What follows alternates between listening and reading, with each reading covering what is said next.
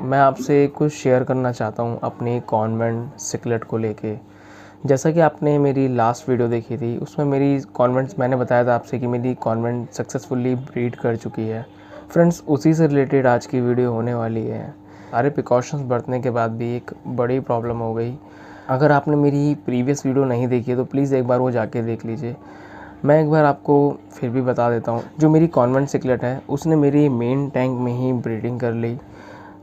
Actually मुझे इसका पता कैसे चला, मेरी लास्ट वीडियो शूट हो रही थी ओवरहेड सम फिल्टर के ऊपर। जब मुझे इसका पता चला कि मेरी कॉन्वेंट सिकलेट ब्रीड कर चुकी है, क्योंकि क्या हुआ कि मुझे इसका कोई शॉट लेना था अपने एक्वेरियम का।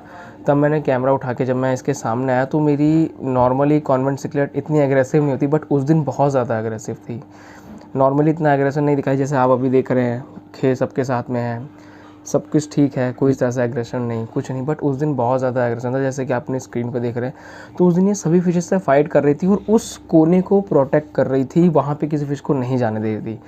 जब मैंने देखा कि मेरी कॉन्वेंट सिकलेट इतना ज़्यादा एग्रेसिव है कि किसी को उधर नहीं जाने दे रही है और बहुत ज़्यादा प्रोटेक्ट कर रही है, हर किसी से फाइट कर रही है, जो भी फ़िश उधर जा रही है, किसी एक फ़िश से डेडिकेट फाइट नहीं कर रही है, सभी से फाइट कर रही हैं जो उस कोने की तरफ जा रही है। तो मैंने एक बार उस कोने को ध्यान से चेक करा तो वहाँ पे एग लेकर रखे थे मेरी कॉन्वेंट सिकलेट ने, और वो वाइट थे, जैसा कि आप अब देख रहे हैं अपनी स्क्रीन पे, वो वाइट थे। और जब आप उसे गौर से देखेंगे तभी आपको पता चल पाएगा, क्योंकि वो बिल्कुल सिलिकॉन के साइड में लेकर रखे थे, क्योंकि बिल्कुल सिलिकॉन टाइप का ही लग रहा था कि सिलिकॉन का ही कुछ पार्ट होगा।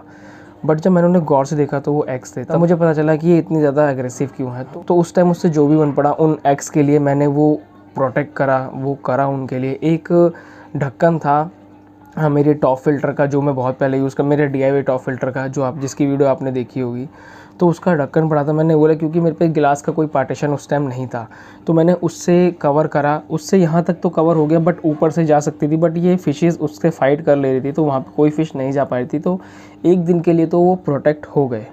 बट अगले दिन मैं जाके गिलास का पार्टीशन कटवा के लाया, तो इसके अंदर मैंने गिलास डाल के उसे पार्टीशन कर दिया, जिससे कि एग्स को कोई प्रॉब्लम ना हो, बेबीज़ को कोई प्रॉब्लम ना हो। क्योंकि ये सारे ही सिकलेट फैमिली है, बहुत ज़्यादा एग्रेसिव है, और ऐसा कुछ अगर एक्वेरियम में हो तो बिल्कुल वो उस चीज़ के पीछे पड़ जाती हैं। तो मैंने उस जगह पार्टीशन करना, गिलास का पार्टीशन करना सही समझा, तो मैंने गिलास का पार्टीशन कर दिया। मैंने इस चीज़ का भी ध्यान रखा कि गिलास के साइड में ज़्यादा गैप ना हो, जिससे कि बेबीज़ इधर की तरफ ना चले जाए या कोई फ़िश इधर की तरफ ना चली जाए। तो मैंने उस चीज़ का भी ध्यान रखा। बहुत माइनर से गैप्स थे गिलास के बराबर में। तो फ्रेंड्स, मैं उसे फर्स्ट डे से लेके 13 दिन तक मैंने उसे रेगुलर वॉच करा, रेगुलर जज करा, हर एक मोमेंट शॉट करा, ताकि आपसे मैं शेयर कर सकूं कि किस तरह से आप कर सकते हैं, किस तरह से आप केयर कर सकते हैं। हर एक मोमेंट शॉट करा। शुरू में तो वाइट सेक्स थे, उसके बाद वो ब्राउन हुए, मेल ने फर्टिलाइज़ करे, वो ब्राउन हो गए। उसके बाद धीरे धीरे उनमें से बेबीज़ हैच होने लग गए। तो बॉटम पे मूवमेंट तो पता चलती थी उनकी कि थोड़ी बहुत मूवमेंट हो रही है, यानी यहाँ पे कुछ है जो मूवमेंट कर रहा है। मतलब फ़िश में हमारे फ्राइज़ मूवमेंट कर रहे थे, पता चल रहा था, बस इतना बिल्कुल क्लियर नहीं पता चल पा रहा था, क्योंकि गिलास भी उस तरफ से धुंधला दिखाई दे रहा था, उतना नहीं क्लियर हो पा रहा था कैमरे में। कुछ तो चल रहा है, बट कैमरे में वो चीज़ नहीं क्लियर हो पा रही थी। आप ऐसे देखेंगे तो आप समझ सकते हैं कि यहाँ पे कुछ है, बट कैमरे में वो चीज़ नहीं क्लियर हो पा रही थी। तो मैंने उन्हें रेगुलर वॉच करा, रेगुलर ट्रीट करा, सारी चीज़ें करने की कोशिश करी जो इनके लिए सेफ़ है, इनके लिए हेल्दी है। बट फ्रेंड्स, 10वें आई थिंक 9वें और 10वें दिन वो बेबीज़ थोड़ा बाहर निकलने लगे उस जगह से। मतलब सरफेस पे जिस पार्टीशन में हमारी मेल और फीमेल थी, उस पार्टीशन में घूमने लगे सर। तो मैंने डिसाइड किया कि ये 15 दिन के होने के बाद मैं इन्हें एक डेडिकेट टैंक में शिफ्ट कर दूंगा। मेल, फीमेल एंड फ्राइज़, इन सबको मैं शिफ्ट कर दूंगा। बट 12वें दिन रात में मैं वीडियो शूट करके ही सोया था कि फ्राइज़ अब यहाँ तक तैरने लग गए थे। मतलब बॉटम से उठ के स्विमिंग करने लगे थे, यहाँ तक आने लग गए थे, तो उन्हें कोई परेशानी नहीं हो रही थी। तो मैंने डिसाइड किया इन्हें 2 दिन और रख के फिर मैं इन्हें शिफ्ट कर दूँगा, क्योंकि वो इतने छोटे थे कि मेरे नेट में नहीं आते। और जब मैं अगर उन्हें नेट में निकालने की कोशिश करता, अगर एक भी बच्चा इधर से उधर हो जाता तो ये फ़िश उसे खा लेती। तो इसलिए मैंने उन्हें नेट में नहीं निकाले, क्योंकि जब मैं उसमें नेट डालूँगा तो थोड़ा तो इस जगह पे हौच पौच होगा और फ्राइज़ इधर भी आ सकते हैं। हो सकता है पार्टीशन तिरछा हो जाए, तो गैप ज़्यादा हो जाए कि ये फ़िश ही उधर चली जाए, अगर फ्राइज़ नहीं जाते तो ये आ जाती हैं एक साथ, अगर अटैक कर देंगी फ्राइज़ पे तो नहीं बच पाएंगे। तो मैंने डिसाइड किया कि इन्हें थोड़ा सा और ग्रूम हो जाने दूँ और 15 से 16 दिन में मैंने यहाँ से बाहर निकाल के एक डेडिकेट टैंक में शिफ्ट कर दूँगा।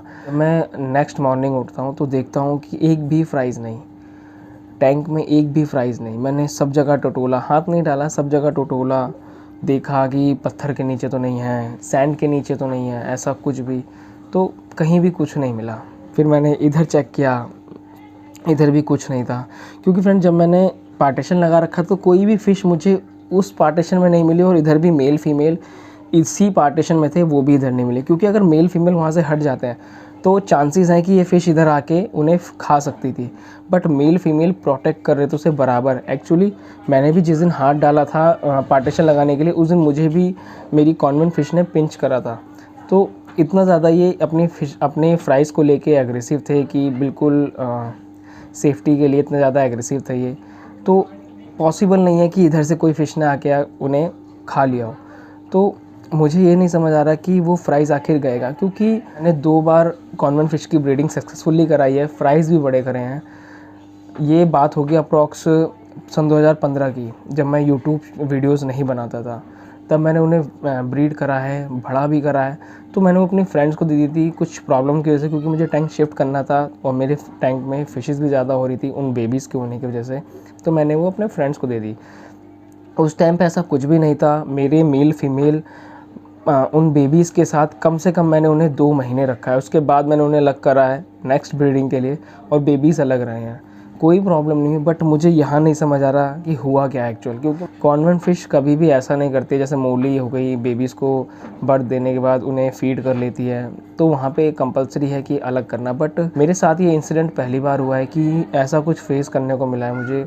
तो फ्रेंड्स, आप यकीन नहीं मानोगे, सुबह से इतना ज़्यादा दिमाग परेशान है। मेरा आज प्लांटेड टैंक का फाइनल पार्ट शूट होना था, मैं आज वो भी शूट नहीं कर पाया, क्योंकि ये जो फ़िशेज़ हैं, देखिए हम एक्वेरियम लाते तो अपने घर की सुंदरता के लिए, बट जब ये हमारे घर में आता है ना, तो हमारे फैमिली का एक पार्ट बन जाता है। इसमें जितनी फ़िशेज़ एक पार्ट बन जाती है हमारे फैमिली का। अगर इन्हें कोई भी प्रॉब्लम होती तो आप कुछ भी कर गुजरने के लिए तैयार होते हैं। तो उस जगह मुझे बहुत अजीब सा लग रहा है कि क्या गलती हो गई, क्या रह गया। बट मैंने भी अपनी तरफ से पूरी कोशिश करी इन्हें हर तरह से सेव करने की। बट प्रॉब्लम कहाँ हुई, ये मेरे मेन टैंक में इन्होंने ब्रीडिंग कर ली। प्रॉब्लम यहाँ पे हुई सारी कि मेन टैंक में ब्रीडिंग कर ली, और ये सारी सिकलेट फैमिली हैं, एग्रेसिव फैमिली हैं। अगर टैंक में कुछ ऐसा मिलता है जिसे ये फीड कर सकती हैं तो ये बिल्कुल भी उसे नहीं छोड़ेंगी। तो फ्रेंड्स, मैं कॉन्वेंट सिकलेट के बेबीज़ को बचा नहीं पाया। फाइनली ये हुआ है आज कि बेबीज़ एक भी नहीं बचे हैं। अंदर से बहुत अजीब सा हो रहा है मन कि क्या हो गया, कैसे हो गया, समझने का मौका भी नहीं मिला। एक रात पहले तक सब कुछ ठीक था और नेक्स्ट मॉर्निंग सब ख़त्म हो गया। जितना मैंने सोचा था, इनके लिए मैंने एक 1.5 फीट का टैंक भी तैयार करा है, उसके ऊपर भी वीडियो आने वाली थी। अब मैं से मेल फीमेल को उसी टैंक में शिफ्ट कर दूंगा और ये 3 से 4 महीने में दोबारा ब्रीडिंग करेंगे। कॉन्वेंट सिकलेट 8 महीने में अडल्ट होती है और 8 महीने के बाद ये हर 4 महीने में ब्रीड करती है। साल में 3 बार ये ब्रीड करती है। तो फ्रेंड्स, यही इन्फॉर्मेशन मैं आपसे शेयर करना चाहता था कि अगर आपके पास मेल फीमेल कॉन्वेंट सिकलेट है तो प्लीज़ उनका ध्यान दीजिएगा। अगर वो ब्रीडिंग एज में आ गए हैं तो प्लीज़ उन्हें मेन टैंक से हटा के अपने किसी दूसरे टैंक में शिफ्ट कर दीजिएगा, जिससे कि आपको इस तरह की प्रॉब्लम ना फेस करने को मिले। तो फ्रेंड्स, मैं आपसे यही शेयर करना चाहता था आज। थैंक यू फ्रेंड्स वीडियो को पूरा देखने के लिए। आई होप जो मेरे साथ इंसिडेंट हुआ है वो आपके साथ ना हो। अगर आपके पास कॉन्वेंट सिकलेट हैं, मेल फीमेल का पेयर रेडी है, तो प्लीज़ उसे दूसरे टैंक में शिफ्ट कर दीजिए। अदरवाइज़ बेबीज़ को बचा पाने के चांसेस बहुत कम होंगे। Thank you friends.